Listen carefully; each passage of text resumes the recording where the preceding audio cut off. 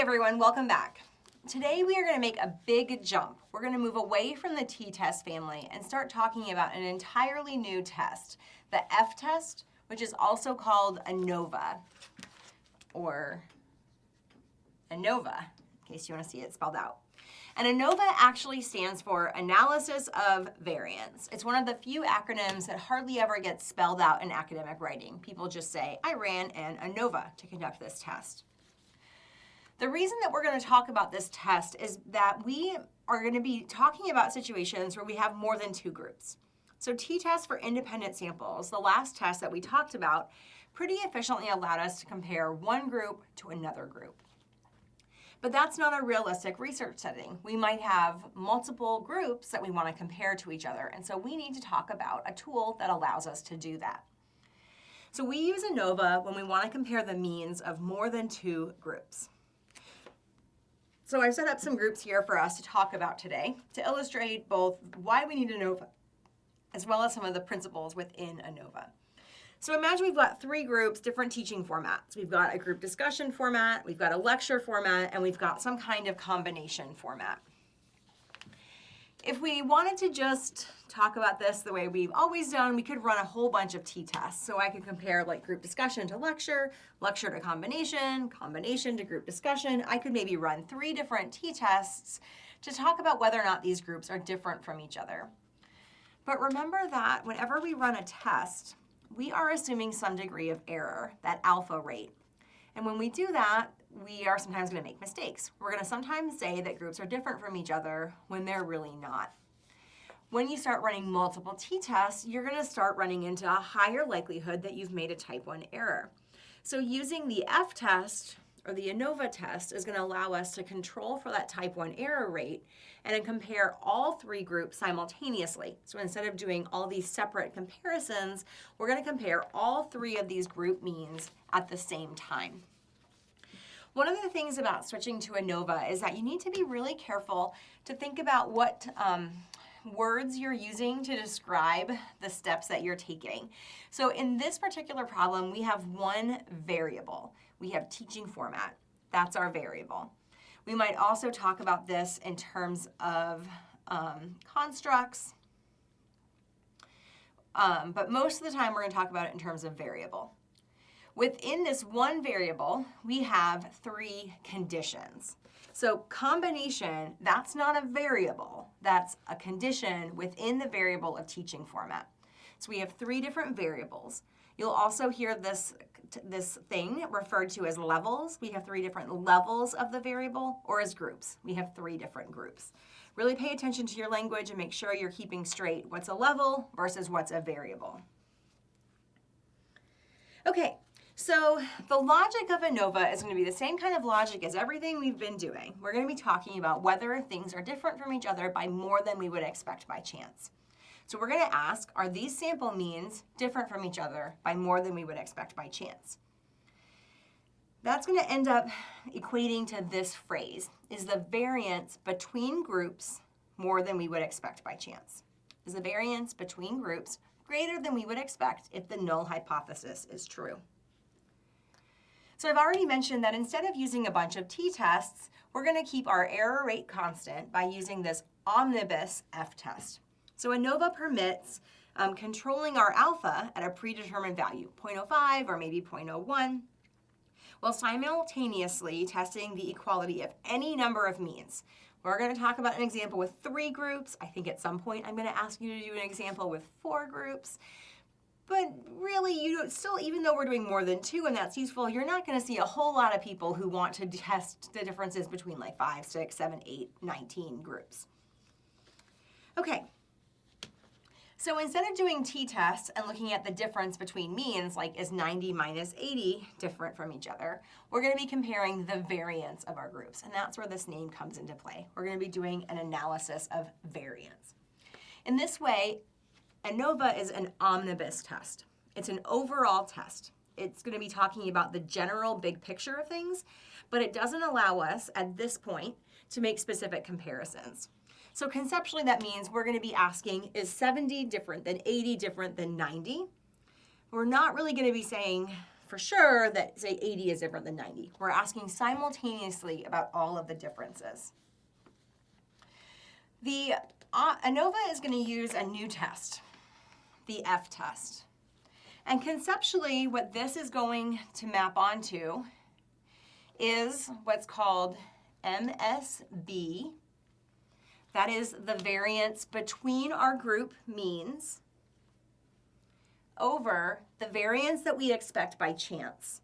In this case, we're going to call it MSW. Now, you'll also hear MSW referred to often as MSE. So this is going to be the formula that we're going to be working toward, that the F equals MSB over MSW. Now, I called these variances already, and that is actually because they are. MS, mean square, remember the variance is the average squared distance of something, so mean square is actually just another symbol for the word variance. Okay, so the F-test, instead of looking at this difference, is going to look at this variance. And is this variance greater than or less than we would expect by chance? You'll also see pretty quickly that the F statistic really starts to resemble a ratio of the variance between groups over the variance within groups. Let's break these two concepts down using the data that we have over here. So the variance within groups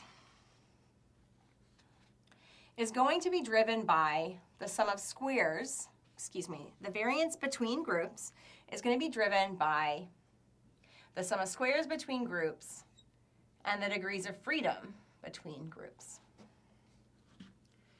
You're going to get a lot of formulas here, so take your time, write them down, pause, and process through them all. The degrees of freedom between groups is actually pretty easy to find. The degrees of freedom between groups is going to be equal to k minus 1, where k equals your number of groups, or your number of levels, or your number of conditions. So in this case, we have 3 groups. Our degrees of freedom here would equal 2. The sum of squares between groups is a bit trickier. We're going to be basically calculating the variance between our group means. But we're going to be accounting for the sample size of each group. So it's going to be each group minus the grand mean squared times the number of that group. I'm going to do that again until you have represented each of your groups in your formula. I'm going to keep writing. I doubt you're going to be able to see it, but what I'm writing here is x bar sub 3 minus the grand mean squared times the n of group 3.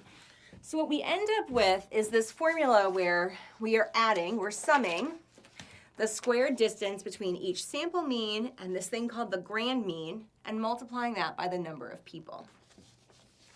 Conceptually, this maps on to taking the variance of 70, 80, and 90. That's the variance between groups.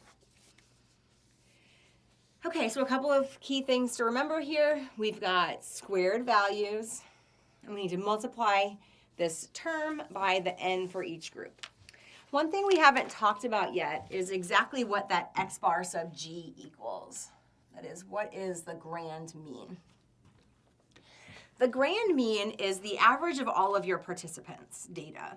So if I think about this as 9 people, not 3 groups with 3 people each in them, but 9 people, the grand mean is going to represent the average score of the entire sample. Now in this case, it's pretty easy to calculate the grand mean because each of my groups has the same number of people, so I can actually just take the mean of each of my groups.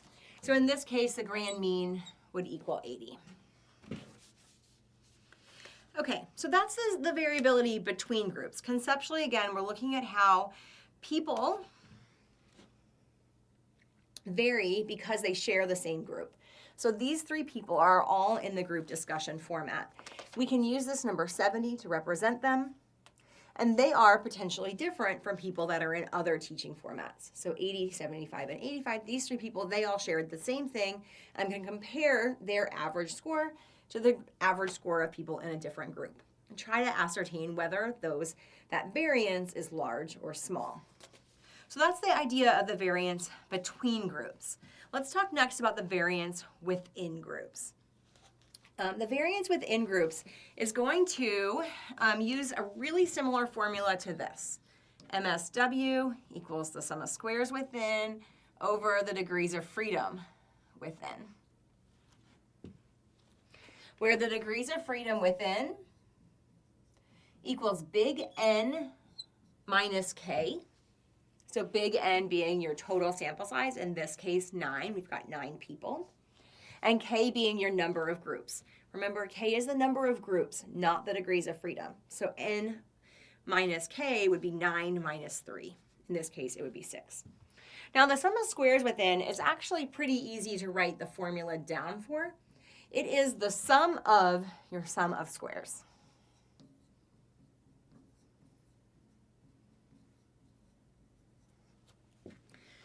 And what this is referencing is the idea that we are going to look to each of our groups to give us an idea about how much scores should vary from each other at random. We've talked about this before. People are different from each other. So some people are going to score high, some people are going to score low. The variability within, the sum of squares within, is going to give us an idea of within each condition, how much are people differing from each other. So if I look here at the 3 people that were in the combination lecture, their scores are different from each other. That's fine. We would expect people to be different from each other. What these people share in common is that they were all in the combination format. So any differences between this person and this person cannot be because of the format. It cannot be because of teaching format. Instead, it's something random or something unmeasured about our participants. That's our statistical error. So 90 compared to 85 compared to 95 gives us an idea about, on average, how much people vary from each other. And the same thing is going to happen over in this group. These participants vary from each other. And if I calculate that group's sum of squares, that gives me an estimate about how much, on average, people naturally vary from each other. When we come over to this S formula, eventually we're going to take our sum of squares and put them into mean squares, right? So we're doing sum of squares over degrees of freedom, and that gets our mean squares. And that's what goes into this F ratio. So we are comparing how much scores vary because they're in different groups over how much scores vary because they're in the same group. All told, this gets plotted in a new sampling distribution. So instead of a sampling distribution of mean differences, we're going to be plotting a sampling distribution of ratios. Variance between over variance within. And we are finally changing things up and using a curve that is positively skewed. So the F distribution is going to be positively skewed with a minimum value of 0. So values, all F values are going to be positive. Think back about why this makes sense. Variance over variance. Variance is always about squared numbers. So a squared number over another squared number is always going to be positive. So the values on an F distribution are always positive. And the values that are the most common are going to be right here. This is the mode of the F distribution, and its value is actually 1. In every F distribution, the mode equals 1. So when the null hypothesis is true, we actually should observe an F value near here. So think about what 1 means. 1 means that the variance between the groups is identical to the variance within the groups. That is, our groups look different from each other, but they're really no more different from each other than people randomly are in our population. So that is the epitome of nothing is happening. Our groups are different by random chance. Values here in this region, you can see that they're still really common, and they occur when the variance between groups is less than the variance within groups. That is not going to end up providing support for our research hypothesis. So all of the cases over here are going to end up being where we retain the null. The positive skew of the F distribution is constant. So every F distribution is going to be positive. Its exact shape is going to change a little bit depending on these 2 sources of degrees of freedom between and degrees of freedom within. And so you're just going to see kind of like more peaks or more tails depending on your degrees of freedom. but no matter what, it's positively skewed. I'm going to give you some separate guidance about how to use the F table. Okay, this is a lot of information. I am going to reset the board, and then the next video will walk you through actually conducting a 4-step test on this data.